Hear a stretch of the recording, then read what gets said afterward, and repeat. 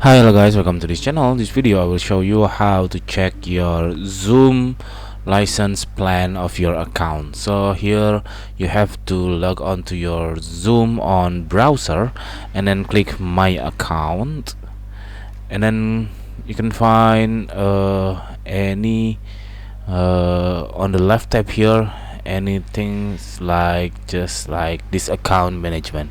You click this account management, and then here you can see this is the billing option. Click the billing,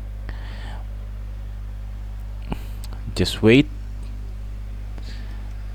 and then here are my plan. So I have Zoom One Pro, and then I have the subscription monthly paid, and then I can edit current plan or cancel the plan, and then this is the next invoice of my account.